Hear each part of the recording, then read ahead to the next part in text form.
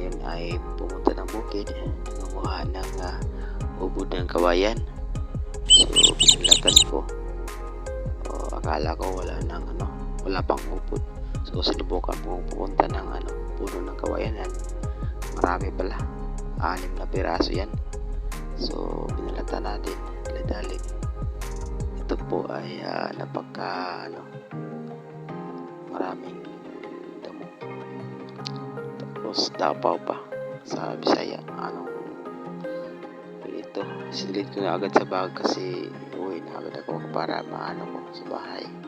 So ito na po, tapos ko nang nilatan, tapos sinaksak ko na ng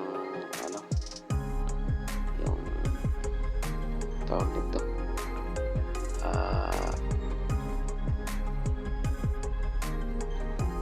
tapos ito pa, dali-dali ko. Ayan, tapos na.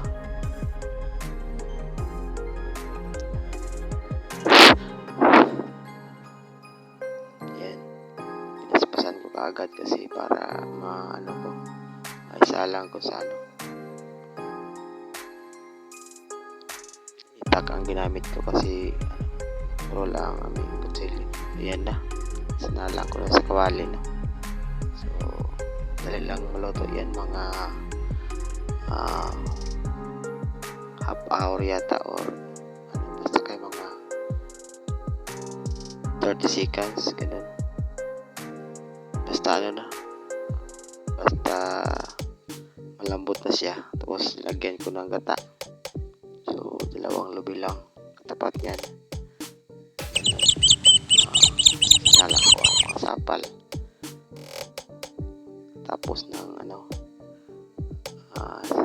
lagyan ng gulay, nagbate. Sa Tagalog yan, nagbate pa rin siguro. So